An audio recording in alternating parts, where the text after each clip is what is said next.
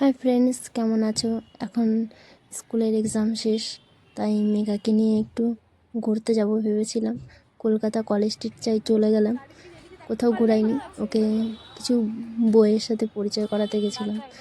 তো নিয়ে গেছিলাম যে ও কিছু গল্পের বই কিংবা অন্য কোনো ধরনের বই যেটা স্কুল এখন ছুটি সেই টাইমটাতে পড়তে পারবে। তো সেখানে গিয়ে আমারও কিছু বই খুব পছন্দ হয়ে গেছিলো। এই বইগুলো খুবই পুরনো আর খুবই ভালো। আর তারপরেই দেখো ও খিদে বলছে, আমার খিদে লেগেছে খুব, আমার মাথায় কাজ করছে না, এখন আমি আগে খাবো তারপরে আমি বই দেখবো বলে বসে পড়েছে রাস্তার মাঝখানে। পাগল। দেখো তারপরে আমরা ওকে খাইয়ে তারপরে আবার কিছু বই কিনলাম। বেশ কিছু নতুন বই কিনেছি, বেশ কিছু পুরনো বই কিনেছি। আর এই মার্কেটটা দেখতে পাচ্ছ, এটা না পুরোটাই পুরনো মার্কেট। মানে এখানে এগুলো পুরনো বই পাওয়া যায়, খুব ভালো কন্ডিশনেরও বই পাওয়া যায় এখানে। মানে এমন বই আছে যেগুলো 1 মাস 2 মাসও পাওয়া যায়, মানে কেউ পড়ে বিক্রি করে দিয়েছে।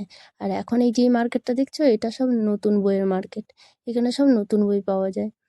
তো আমরা বেশ কিছু নতুন বই পুরনো বই সব কিনলাম।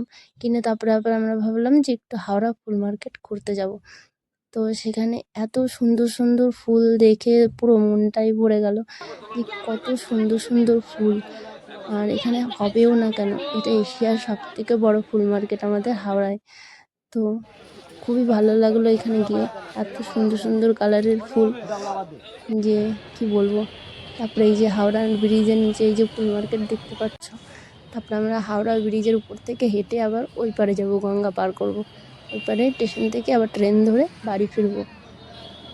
আর এই হাওড়া ব্রিজের উপর থেকে যখনই যাই মনের মধ্যে একটা আলাদাই আনন্দ আসে, কারণ এটা অনেক বছরের ইতিহাস বুকে করে আগলে করে দাঁড়িয়ে আছে আমাদের এই হাওড়া ব্রিজ।